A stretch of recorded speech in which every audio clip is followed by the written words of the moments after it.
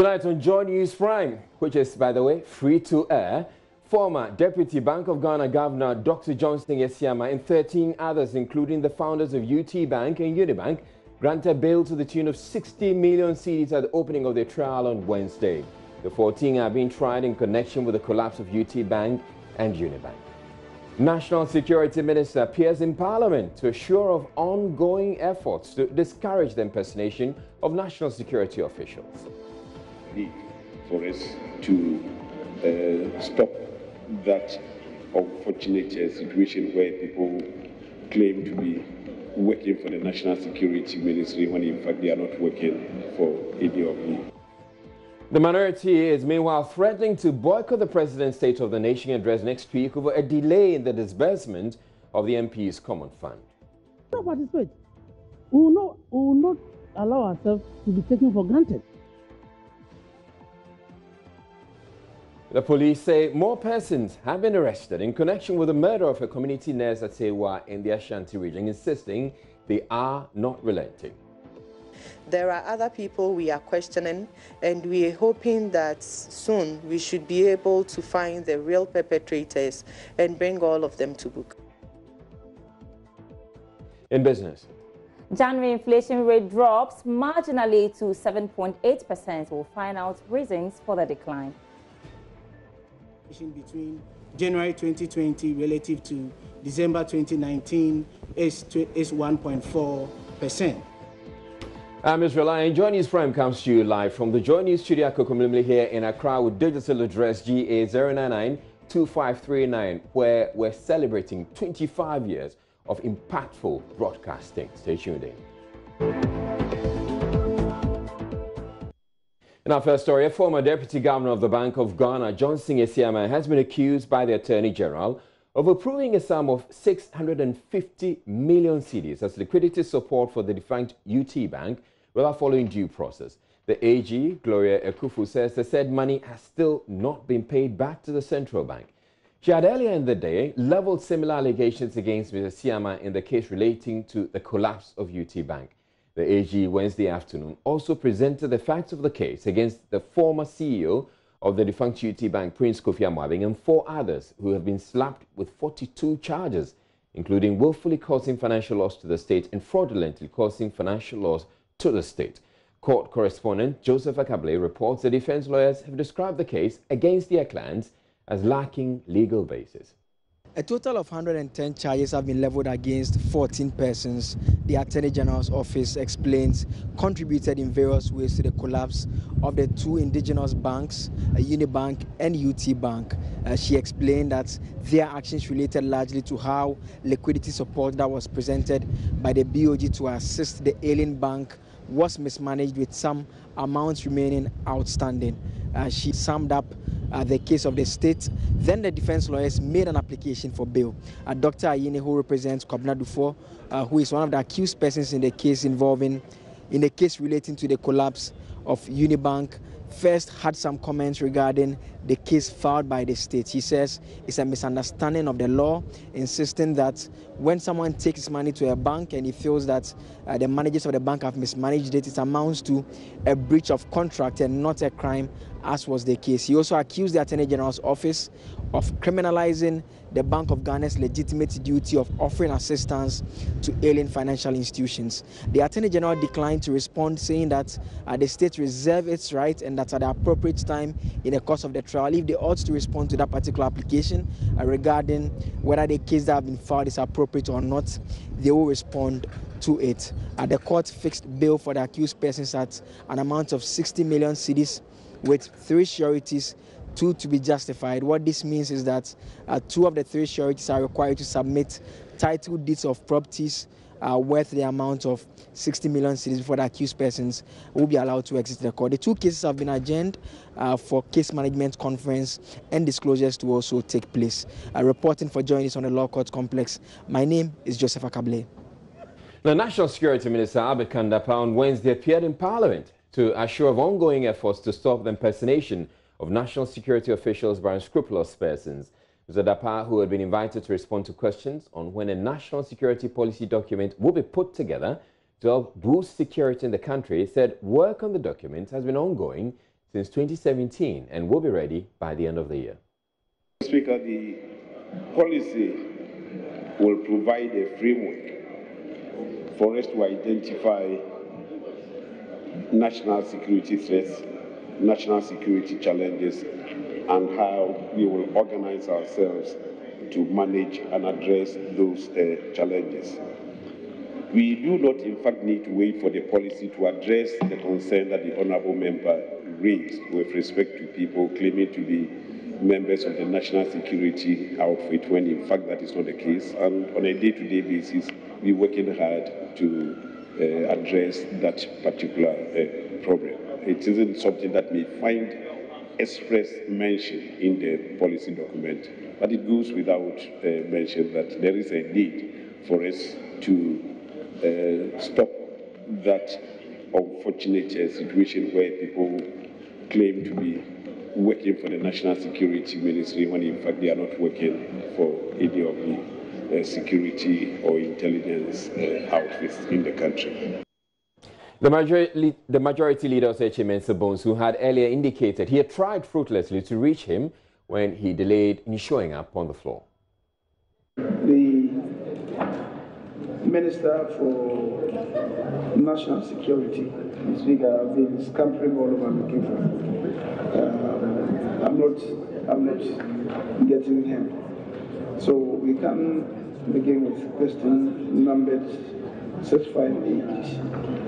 The Minister for... Police say more people have been picked up and are being questioned over the murder of a community nurse at Sewa near Ujusu in the Ashanti region. Ruth Ashan, a mother of 3, was killed on her way back home from work after she was allegedly gang raped. The crime scene was subsequently set ablaze ostensibly to destroy evidence after police visited the area. Her distraught husband has been seeking justice. Here is Director General of Police Public Affairs, Superintendent Sheila Abiy-Bakman, on how far the investigation has gone. But the incident in Kumasi about the nurse that you were talking about, we are following every lead. I am sure you have already told your listeners and viewers that a gentleman has been arrested and has been remanded. There are other people we are questioning, and we are hoping that soon we should be able to find the real perpetrators and bring all of them to book. Let me assure you that we are questioning a lot of people. For now, though, what has gone to court for which the person has been remanded is 1 person. Several people, more than 2 people, are being questioned. And if we have to come out with figures and names of suspects, we will do that, we assure you. For the Ghana Police Service, we wish that as fast as we can investigate cases, that is what should happen. But we are not in a hurry to give timelines so that if we are not able to get the real perpetrators, they are left off the hook. No. So we are working around the clock, and we hope to bring this matter into conclusion by taking whoever is involved, by putting them, placing them before court.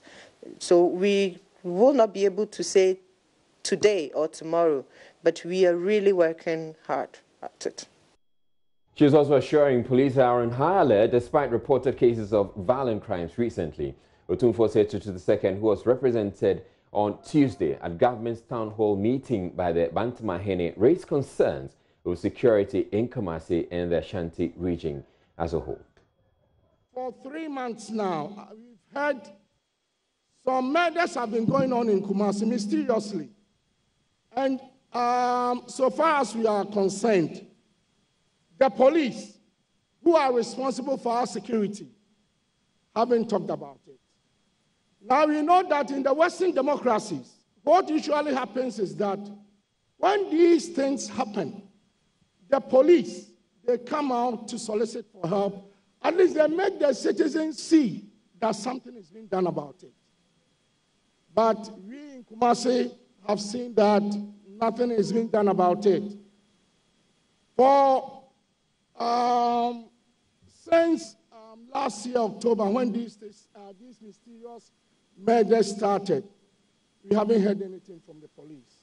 So we have assumed that they are not doing anything about it. So once the Vice President is here, We want to bring it to its attention that some mysterious murders have been occurring in Kumasi, and it all involves ladies. Ladies have been murdered. And usually these things are done in the night. And what is facilitating this is that when you come to Kumasi in the night, the whole place is in darkness. Every part of Kumasi is in darkness. So if somebody wants to carry out this nefarious act, it becomes easy. The police spokesperson says the police are on top of their job. What we can assure Nananum and all Ghanaians is that we are all partners in this thing. We are all Ghanaians. Because it is our mandate to ensure that everybody is safe, we are even hit hardest when people feel insecure. And so we will do whatever we can as the police organization, as police officers, to ensure the safety of all persons and properties. Well, members of parliament are also adding to the pressure for swift action to bring to justice the killers of the community health nurse Ruth Eshun. In a statement on the floor, chairman and ranking member on the health committee, Dr. Kwabena Chum Nyama and Kwabena Bentakando, expressed concern health personnel deserve maximum protection. 3rd February 2020 has become a black day for the health sector of this country, because that day witnessed the gruesome murder of Ms. Ruth Ama Eshun, a community health nurse stationed at Sewua Health Center in the Busumche district of the Ashanti region.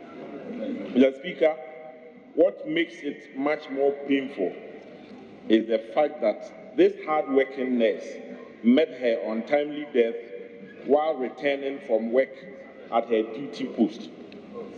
The Speaker, clearly, the hearts of her colleagues at Sewua Health Center, her compatriots at Ghana Registered Nurses and Midwives Association, staff of Ghana Health Service, staff of the Ministry of Health, and the entire nation, our hearts are broken following her murder. Mr. Speaker, one of the main challenges the country faces in her quest to achieve universal health coverage has been the difficulty in getting qualified health workers to accept postings to deprived areas where their services are badly needed. As such, for a person who decided to work in a deprived area to suffer this ordeal will obviously worsen this challenge. Mr. Speaker, the only way the state can assuage the fears of the health workers and even prospective ones that their security is a concern to it is for the perpetrators of this heinous crime to be apprehended quickly and made to face the full force of the law. Furthermore, adequate security arrangements, especially for those who work in deprived areas, must be spelled out.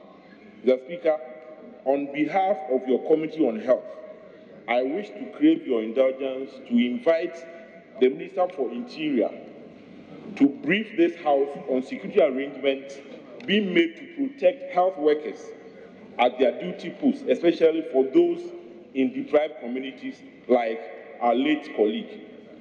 The committee also calls on the Inspector General of Police to use all available means to arrest the perpetrators and bring them to Ms. Ruth Ama Eshun, a wife, a mother of 3, according to report, was not only murdered apparently for the money she went to withdraw at the bank ostensibly to cater for her house.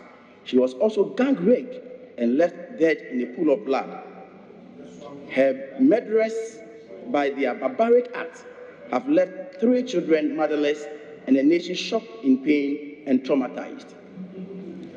I wonder the sort of persons who could be so cruel, heartless, and evil to perpetrate such a heinous crime against this nation, against the 3 children, against her husband, and against her. Staying in Parliament, the minority says it may boycott next week's State of the Nation address by President Akufo-Addo over delays in the release of the MP's share of the Common Fund. At a minority caucus meeting Wednesday morning, the MPs resolved to give the executive up to Friday to release the amount, or they will not participate in the address. NDC MP for Bodi, Samson Ahi, says the minority is convinced the delay in releasing the money is a deliberate attempt by the executive to sabotage them ahead of the December elections.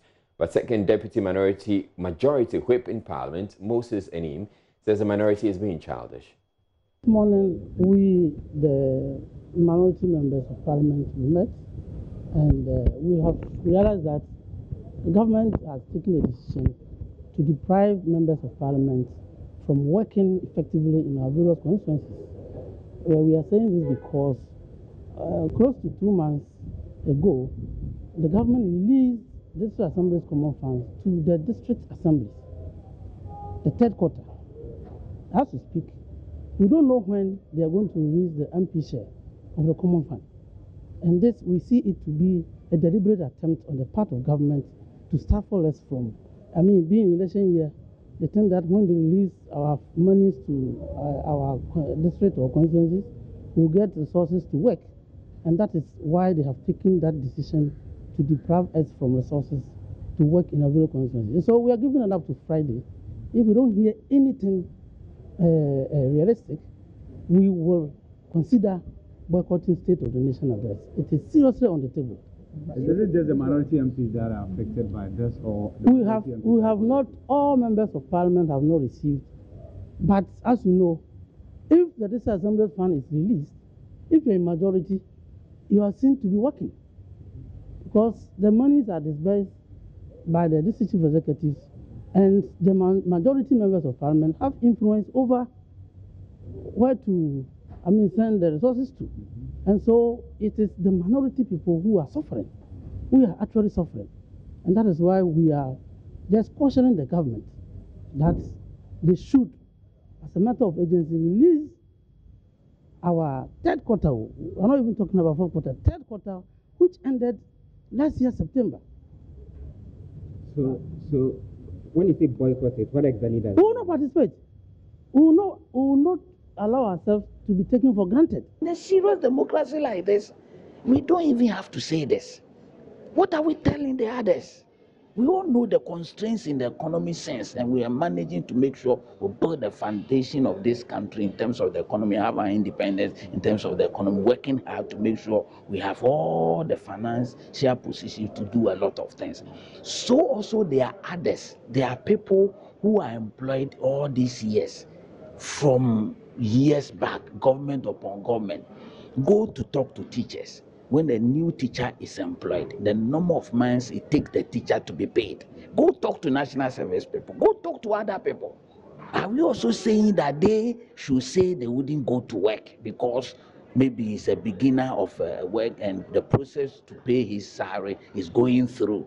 And in any case, he will be paid with the arrears and all that. Are we encouraging them also to stay out of work? Is that what we are saying? And that when we go to the civil service, if somebody stays there and his salary has delayed or his allowance has delayed, he should stay out of work. Is that what MP, the minority, are saying? Is that what they are demanding from Ghanaians?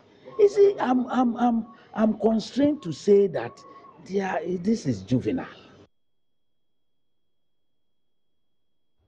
We're taking a break here on Joy News Prime, but still ahead in the bulletin, a 5-year-old girl with physical disability needs support to get an artificial limb. I want people to get me my leg so I can go to school. And I'll also be telling you how you can get the Joy News channel, which is now free to air on your digital TV. Do stay tuned in.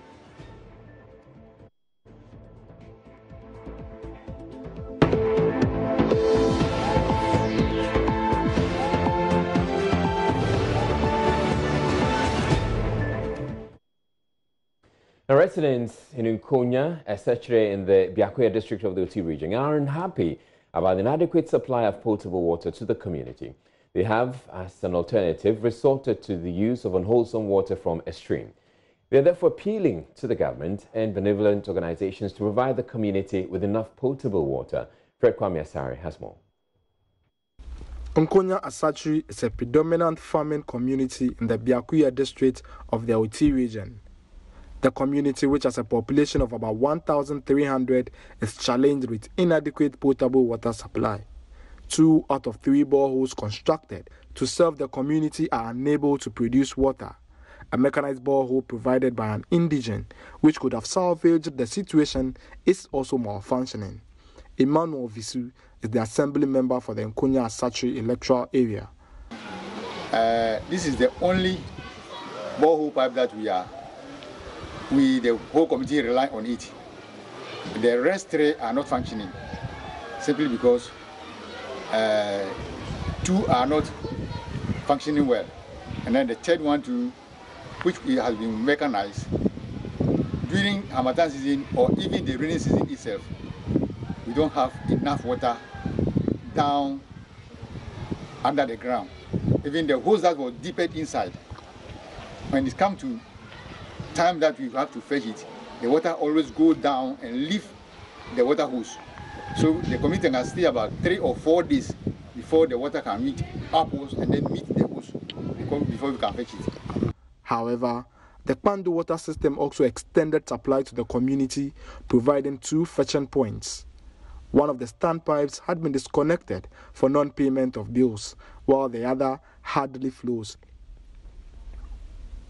This compelled the residents to mostly rely on a stream located on the outskirts of the community.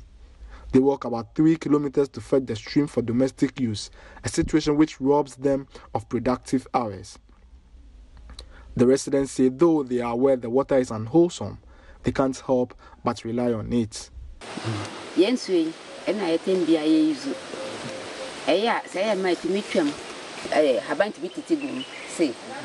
Sometimes it's me cramp we nebi.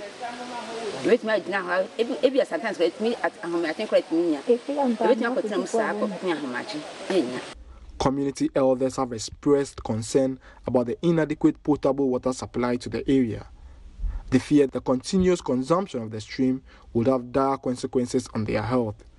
The regent, Nana Kwabena Asewo, therefore appealed to the government to repair the broken boreholes to augment water supply to the area.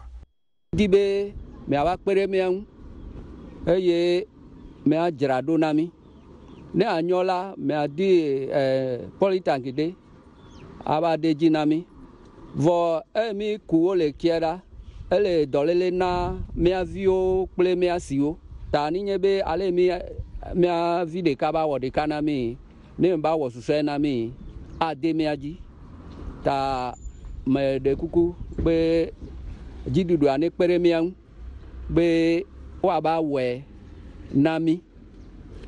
Nonetheless, the Biakuya District Chief Executive, Comfort Atta, promised the Assembly will take immediate actions to resolve the potable water challenge. We will do everything possible to get Asatri water. I know there are some boreholes there which are not functioning. We are just in the process of getting these boreholes repaired. And then we also have community water in the district. And so we are hopeful to discuss with them, and then immediately something can be done for Asatri to have potable water. Fred Kwame Asari, Joy News, Nkonya Asatri. Now she hops around for her mobility needs. At home, in a neighborhood and school, she hops on one leg to run errands and play with her friends. The left leg on which she hops, however, seems to be suffering from the weight of her entire body, and it's curving towards the right leg, which hangs at the left knee. That's the flight of 5-year-old Princess Duku. She's calling for support to get an artificial leg to enable her keep up with her peers. Emefa Etiamwa Eli has more. Princess' right leg suspends at the knee level of her left leg. Due to this, she hops on the left leg to move about. She was born with the deformity. Her mother, Regina Duku, said medical officers told her it was as a result of pregnancy epilepsy. The single parent of 3, and trader at Tudu, tells me doctors told her her daughter can only be artificially supported to walk when she turns 5. The challenge, however, remains the means to let this dream come through for both mother and daughter. sikanipe sikade damakuma supa minya midinibako. For 4 years, Little Princess has been hopping instead of walking like every child does after crawling. With the assistance of a cousin who lives with a family of 5, made up of grandmother, mother and 3 children, Princess is strapped to and from school by 12-year-old Peace. This means whenever Peace is unable to go to school, Princess, in the company of her mates, hops to and from school, which is about 30 minutes walk from home.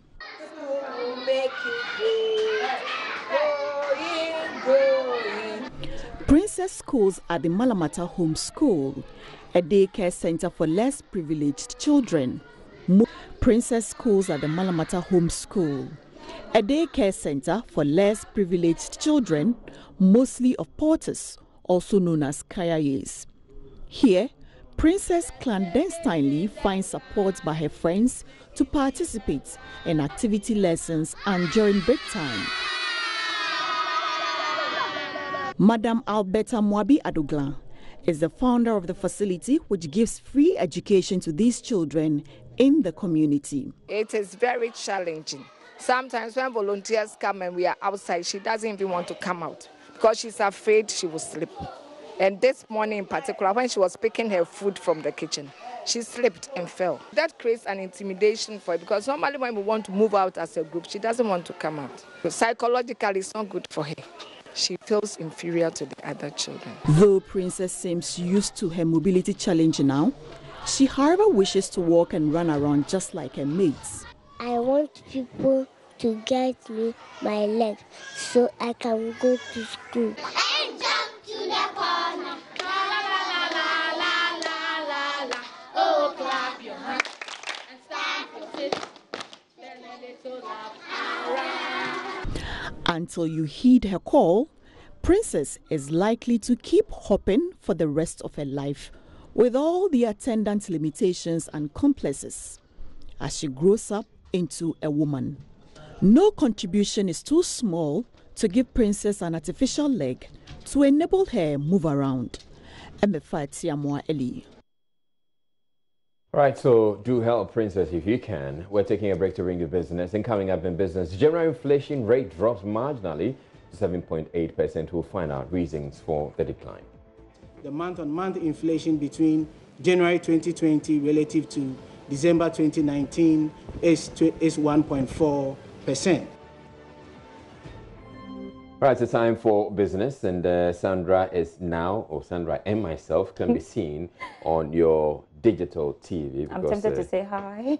I've always been seeing you, yeah. but now they're seeing you on the digital TV. Show, yeah. Free to air. Yeah. All right, you bring us the news. All right. Hello, celebrating 25 years of excellence. My name is Sandra Esenamafenu. I'm here for business. Former Deputy Governor of the Bank of Ghana, Dr. Johnson Esiama, is challenging the state against claims he breached the Bank of Ghana's acts in approving a financial deal to defunct Unibank. Dr. Esiama, together with Raymond Amanfu, who were in charge of banking supervision, and others, have been charged with conspiracy to commit crime and breach of trust, leading to the collapse of Unibank, a claim which they have all pleaded not guilty to. Ebenezer Sabote was in court and has the rest of the story. There were 68 counts leveled against the former Deputy Governor, Dr. Esiama, Dr. Kobna Dufour, founder of the defunct Unibank, and 7 others as a result of their alleged contribution to the collapse of Unibank. The charge, which include fraudulent breach of trust, money laundering, conspiracy to commit crime, among others, have been challenged by all accused persons. According to the lawyer for Dr. Dufour, who is the lead defense counsel, Dominic Ayene, the charges by the Attorney General cannot be proven because all the facts presented lacked credibility. Dominic Ayene told the court, presided over by Justice Bright Mensah, that the accused persons performed their mandates professionally and therefore cannot be liable. He also prayed the courts to grant them bail since they were well-known people and could always avail themselves to the courts. The court has therefore set the 24th of March for court management and given all lawyers by end of 14th March to file their responses. Meanwhile, in the case of the founder of UT Holdings, Prince Kofi Amoabeng, he has been slapped with 42 charges, including money laundering, conspiracy to commit crime, among others. He also pleaded not guilty to any of the charges. Away from the court, inflation rate for the month of January has declined marginally to 7.8%. The development means that even though inflation increased last month, the new rate is a little lower compared to that of December 2019. Professor Samuel Kobina-Enim is government statistician. This means that the general price levels have increased by 7.8% higher than the prices that we recorded in January 2019. And as a matter of emphasis, the month-on-month inflation between January 2020 relative to December 2019 is 1.4%. We further do the major contributors of the 7.8 inflation that we've just shared with you. And ladies and gentlemen, the main component, the main drivers, the main contributors of the January 2020 inflationary rate is led by food and non-alcoholic beverages, which is taking slightly to fifth of the entire inflation rate, followed by transport, transport and housing.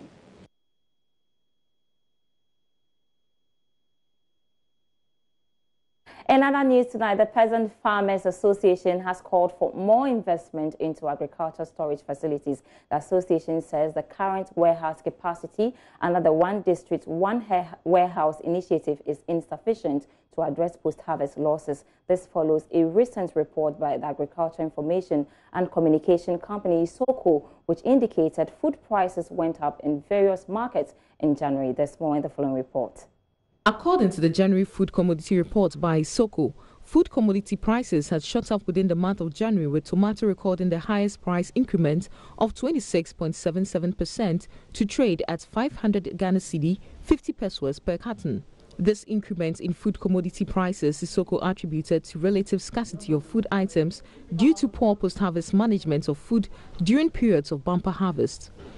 Programs Director for the Peasant Farmers Association, Charles Nyaba, says about 50 to 70% of fruits and vegetables are still lost after harvest due to storage issues. And at the end of the day, you have about 30% for cereals and grains getting lost through post-harvest losses.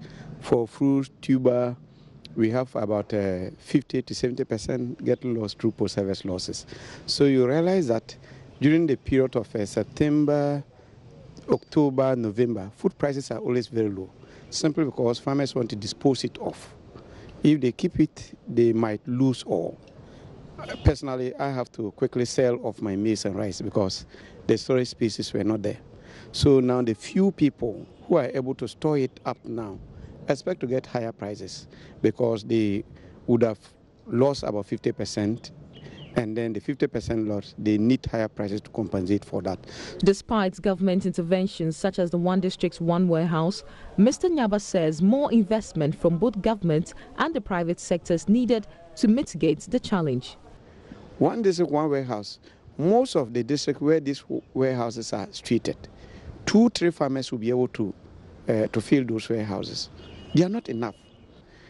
Apart from the numbers that we have, we need to establish warehouses with appropriate facilities, like dryers, like grading machineries, like cold stores. That one will help. And then we also need to think about how to develop the feeder routes, where the produce, where the good is produced and when it's moving to the nearest market. In most occasions, the goods are left to rot on the farm because the road networks are bad. Vehicles are not ready to go there. We don't also even have appropriate vehicles that will convey this produce to the nearest markets. So all these are impacting on the losses. So if we increase investment in those areas, I think we will make some progress. For Joy Business, Sheila Tamaklo reporting. That's all for now, but do stay tuned. I have more business news for you after 8 p.m. My name is Sandra Esenamapeno.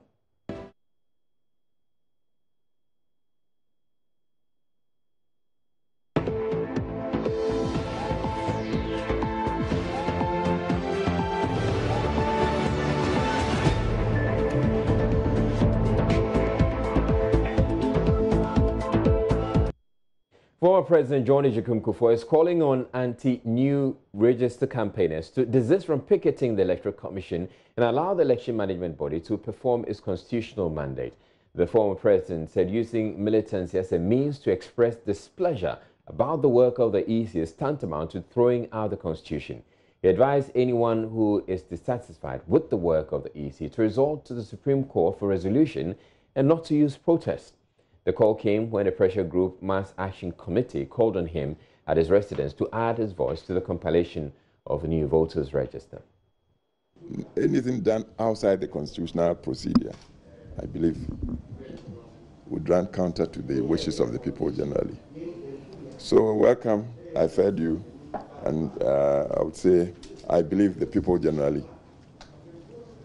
would accept the Electoral Commission's guidance and operations through the processes of the registration and also the electoral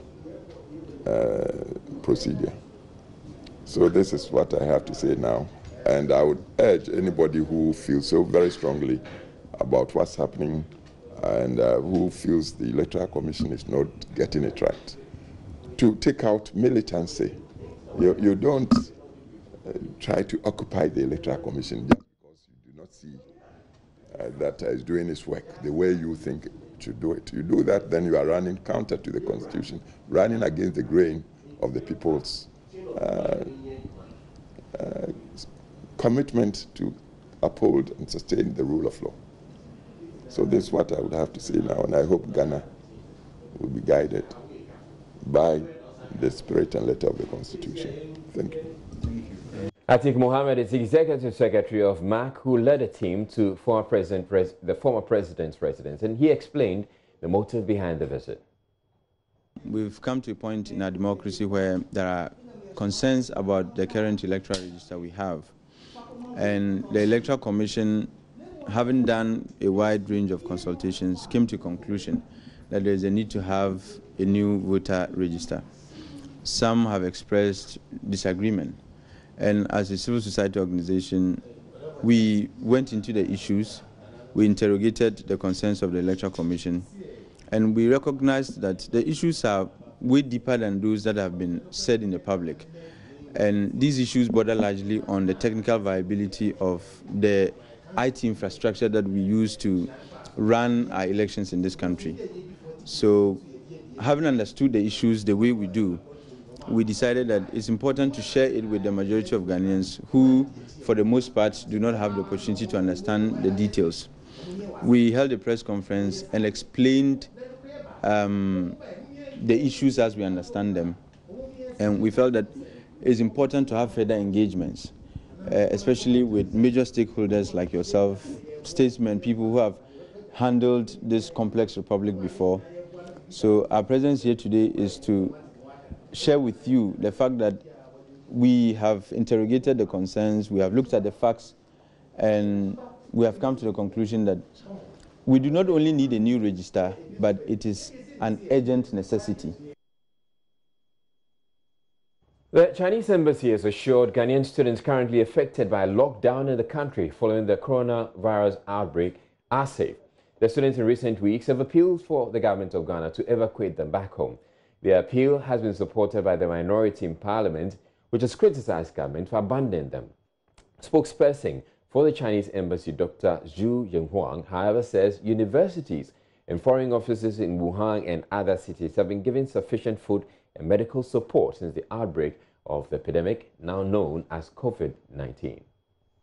So, since the outbreak of the epidemic, I want to stress that the universities and the foreign offices, local foreign offices in Wuhan are making every effort to ensure that the students have sufficient access to the medical care and the daily necessities. So I want to list them one by one, some of our measures. First, they distribute free masks, free of charge, masks and the personal sterilization equipment to students. Second, students could get free meals. I mean, breakfast, lunch, and supper. So one day, 3 meals is free. So third, the university supermarket would deliver supplies of daily use to the dormitory for the students as long as the students place an order online. You see, they don't have to walk out of the dormitory. Fourth, the universities keep doing routine inspection and monitoring temperature to every student every day. I think it is twice a day. So we keep checking the students are well or not.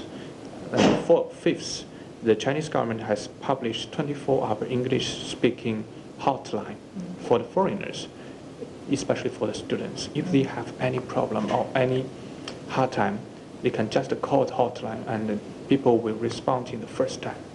And sixth, if any student feels unwell, the authority would respond immediately and arrange the students to get medical treatment, in time. So I want to use your platform and to repeat the consular hotline of the Ghanaian Embassy in China, in Beijing. The hotline number are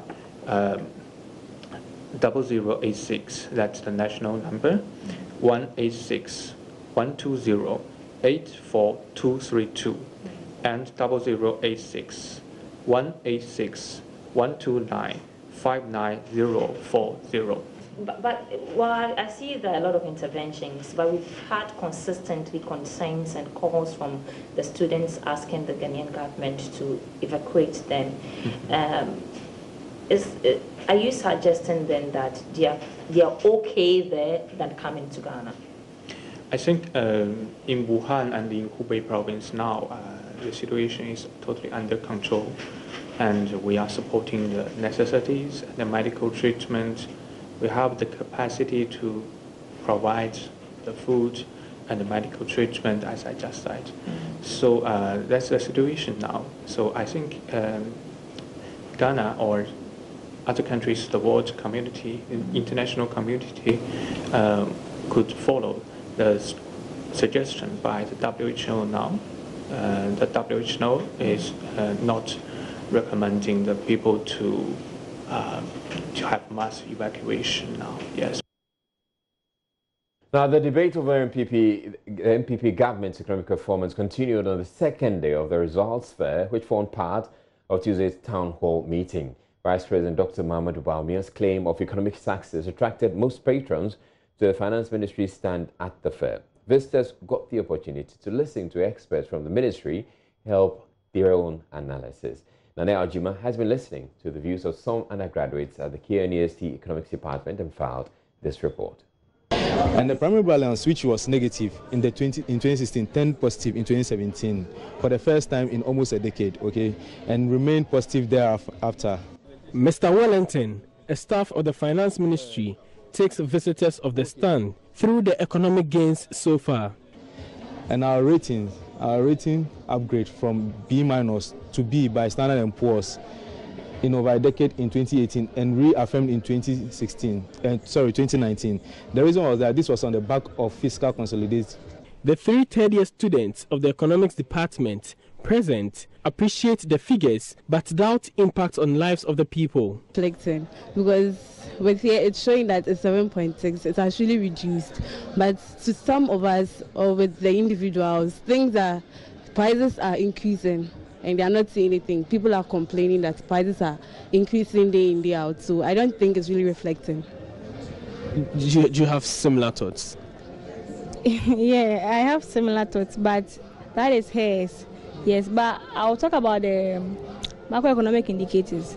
That is where they include the oil in computing the real GDP and not including the oil. You see that they don't focus on one aspect or one sector of the economy. They focus on both, and I think that in general it's pushing the percentages up, and I think it's a good thing to do. But for her being the inflation, we don't see it on the ground. Yeah, because right now prices are still increasing. Fares, transport fares, they are still increasing, even though we've seen for the figures that it has reduced from double digit to single digit. We wish we could see it on the ground. So what are the things that, the products that you buy that you think prices keep increasing? Okay, as a student, when I was coming to school, provisions like this, the prices I used to buy before as a first year and me being third year, prices are way, they've increased. Like maybe Milo, if I used to buy Milo like 9 cedis, when I was coming to school, I bought Milo like 11 cedis or something. Even though if government, they have been able to do this with the individual, it's all based on the individual. Even if government is to reduce the price, they won't reduce the price. They will still sell at their normal price and even increase the price. Meanwhile, all metropolitan, municipal and district assemblies in the Ashanti region, as well as representatives of some ministries, were present at the fair. Here are some representatives of the assemblies. Ashanti. As I've always been saying, AGA remains the mainstay of the people of Obuasi. So the comeback of AGA is very good and we're all happy about it. Again, in our quest to diversify the economy of Obuasi, we've had a KNUST Obuasi campus, which will ensure that people will come to town, students will be around to change the face of our economy. People will get to do so many things in Obuasi. So water has been a project. When it comes to my district, this water pollution as a result of the illegal mining, we also affected. So this is a mechanized water from underground that we've installed. Some of them are even solar powered. But this is a water, small town water system that we take the water from the ground, we supply it to the entire community. The same thing, we have them in the, this is one of them. We have some at Tepa, we have at Inesusu, we have this place too. Nanaya Ojima reporting. A non-governmental organization, Child Rights International, is accusing Ejusuman Senior High School of breaching the privacy and dignity of 7 students.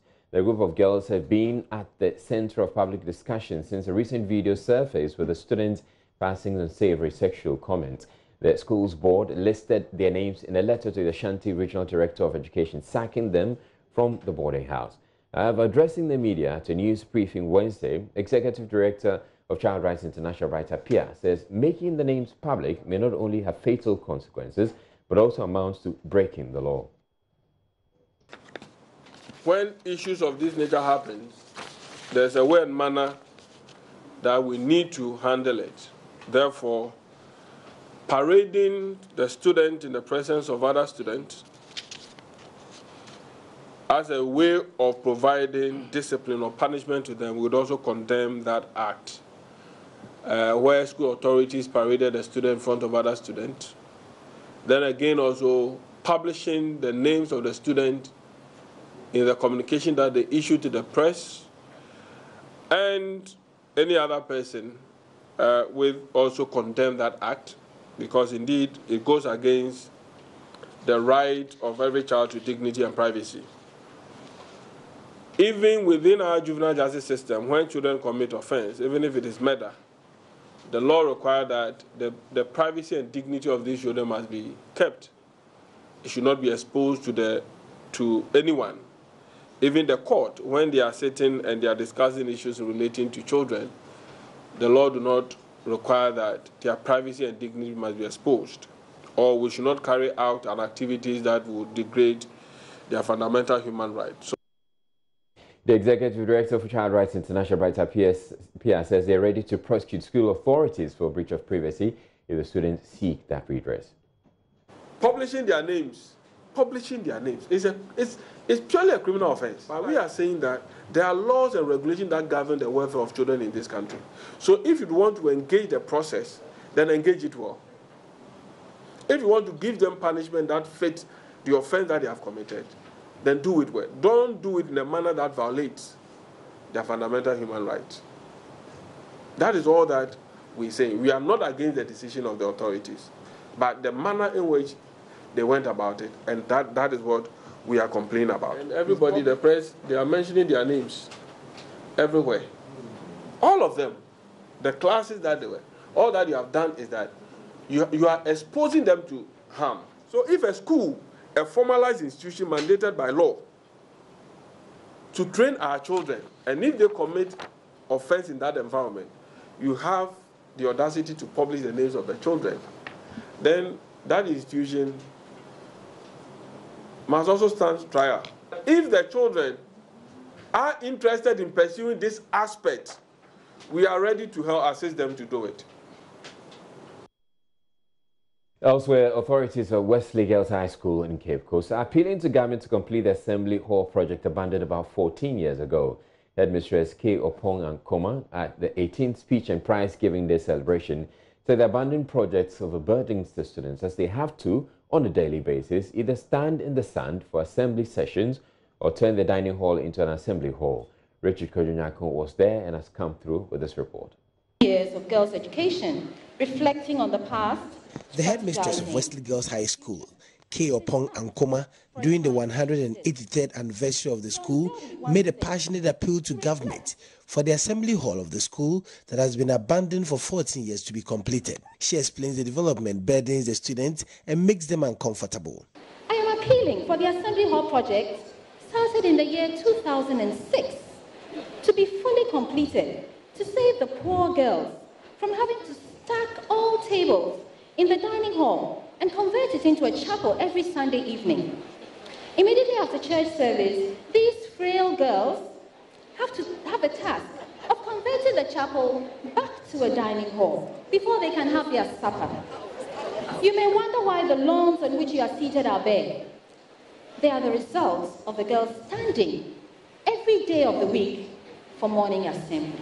Delivering her keynote address, the guest speaker, an old girl of the school, Mrs. Sufaya Watri, indicated that equipping young girls with the right skills in computer literacy will afford them the opportunity to compete favorably with their colleagues outside the continent and urged government to do more to break the digital divide. We are in the digital age, and this change will continue to be with us. And therefore, it gives us cause and every reason why we need to strategize for the future.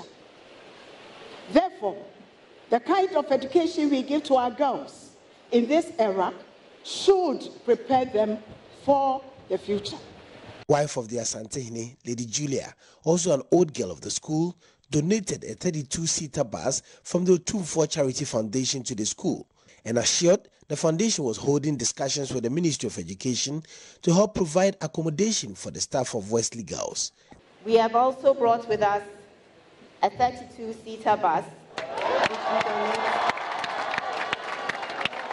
to the school to ease the problems with transportation that we have come to be told about. We've heard of the problems with the bungalows and families having to share with other families, which we think is not right and will not help promote the school and help with the teaching that is so necessary here. So we are in serious discussions with the Ministry of Education, and I'm sure you will be hearing from us soon when we come to cut the sword for work to begin. The 1999 year group refurbished and fully fitted the senior biology laboratory of the school. The Otumfuo Charity Foundation, in addition to the bus, also donated 20 computers, 5 printers, and 5 photocopiers to help the school in its operations. Richard Kojunyako, Joy News, Cape Coast.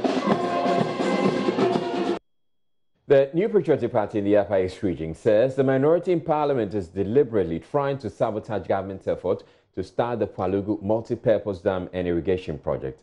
At a news conference in Bolgatanga Wednesday, the NPP said the minority MPs are only using gimmicks to try and stall the processes that would lead to the debate and approval of funding for the project. They are therefore calling on citizens of the Upper East and North East regions to vote against the NDC during the 2020 election. Here is Upper East Regional Chairman of the NPP, lawyer Anthony Namu, addressing the news conference. Now, this project, as indicated, all efforts have been made by previous governments to make sure that it sees the light of day. It was not until Kufuor's administration, around 2008, that an amount of $500 million was secured from Brazil for the dam to take off. But sadly, NDC diverted the money to the Eastern Corridor Road. And as we speak now, the Eastern Corridor Road is not completed, and the $500 million is vanished. Now, the project has various components, and we have the various components such as the hydro dam, 50 megawatts, and then 50 megawatt solar power plant, and then 24,000 hectares of irrigation scheme. Now, there are so many advantages that it will come, because the amount of $993 million is the largest single investment in the 5 northernmost regions of the north. And so the project is being referred to as a game changer because of the tendency to transform the lives of the chiefs and people of the 2 regions, especially, and Ghana in particular. The minority, as we indicated, know about existing dams that have been constructed by this country. And of course, all over the world, there are dams that have been constructed. You just Google it anywhere in the world and you know the cost. And so we feel that their call, that the cost is exorbitant, is not in good faith. They are not doing in good faith. They want to sabotage us. They want to pour sand in our zone. But the minority refused to appear before the Finance Committee when the financial arrangement was before the Finance Committee for deliberation. So when the matter was brought to plenary for debate and approval, they raised issue about costs, what and what and what. So the Speaker had to refer the matter back to the committee. Yesterday, they were supposed to actually debate it in Parliament, but it couldn't come on. And so the German ambassador to Ghana, Christoph Retzlaff, has underscored the importance of the relationship between the Ghanaian and the German government. He said a lot of German companies are now investing in Ghana. He cited the opening of an assembling plant for Volkswagen, scheduled to start operation in March, to back his claim. Ambassador Christoph made the statement when he called on the Upper West Regional Minister, Dr. Hafiz Bin Salih, as part of his 2-day tour of the region. Joining us, Rafiq Salam reports. The 2-day official tour of the German ambassador to Ghana, Christoph Retzlaff, will take him to projects that are being undertaken by the German government in the region. Key among them being the construction of 4 and 13 megawatt solar power plants at Lora and Kele respectively at a cost of 22.8 million euros, and other projects implemented in decentralization, good governance, and in the agriculture sector. Before he stepped out to those project sites, he first called on the Upper West Regional Minister, Dr. Hafiz Bin Salih, at his office in Wa. Ambassador Retzlaff said the German government has keen interest in Ghana, explaining the reason why several German companies are looking up to the country for investments. And I'm really proud to say that the Upper West region, as you can see, is a strong regional partner for us from the German government in our cooperation. We have a long-standing, strong friendship and cooperation with the country Ghana. We have initiated a couple of strong initiatives here, the Compact with Africa, the German-Ghanaian Reform and Investment Partnership. A lot of German companies are looking these days to Ghana for investment here. We have Volkswagen opening car assembly in Ghana in March. We have, as I said, opened and cut the sod for the solar power plant.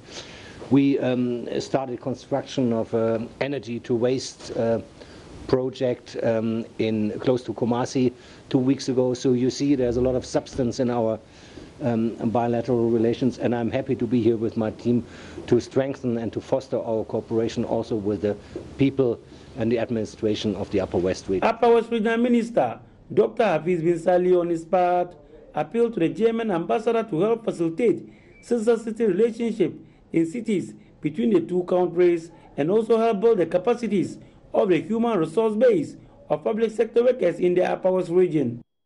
One of the areas that I want you to help facilitate is the sister-city relationship. If you are able to do that, I believe strongly that it will inure to the benefits of the two countries.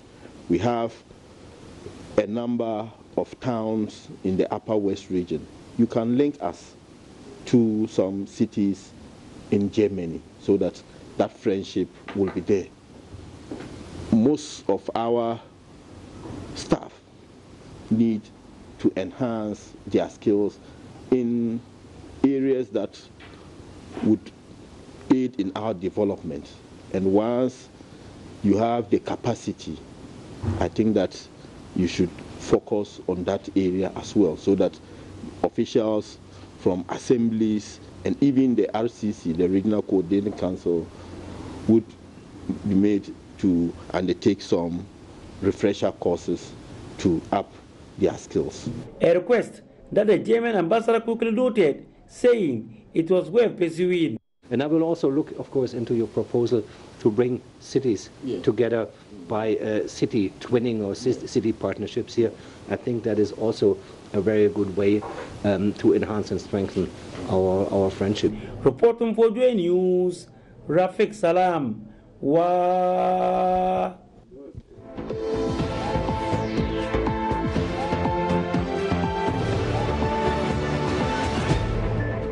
All right, you're welcome to Joy News Interactive, and let's get on to Facebook straight away. We're looking at this story of the National Security Minister who appeared in Parliament today. So he hasn't been seen or hasn't been heard in public in a while. Now, he was in Parliament to talk about some issues having to do with national security and people impersonating national security officials, and we posted it. And we have 51 comments, 6 shares.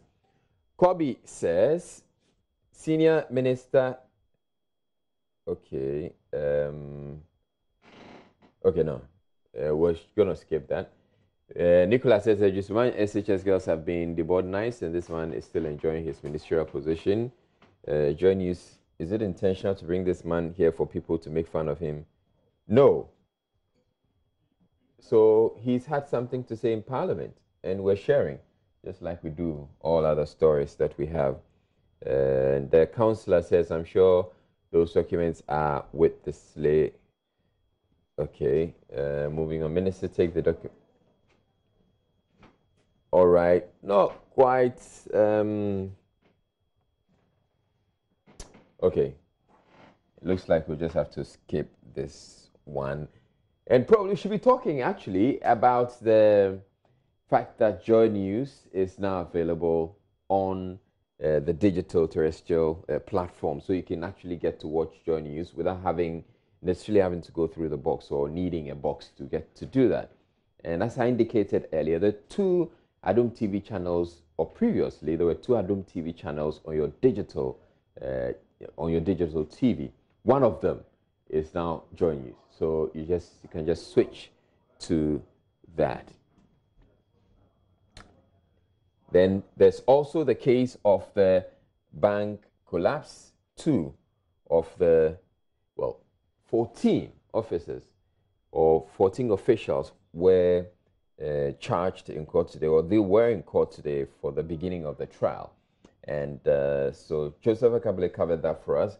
And we have these comments. Kojo says the prosecution must go on.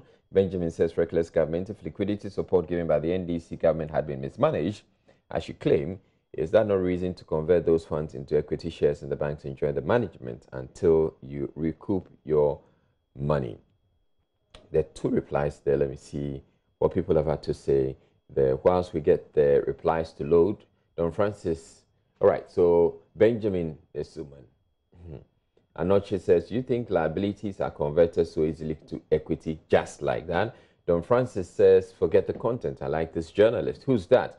He's Joseph Akabile. He's our court correspondent. And yes, he's good. He's good. Nana Kwame says, the 2, or being forced and says, enough is enough. Nana Kwame says, the 2 old women were going to bail their sons. The 2 old women are really not necessarily related to the story. They maybe have been going to the court on their own business. Ronald says, Hugh says, and Hugh, all right. And that's about it. That's it for Joy News Interactive. My name is Relai. Thank you very much for watching. You have a good night. PM Express is up next, and there's going to be a big energy debate. So do stay tuned in for that. Evans Mesa is hosting PM Express. Have a good night.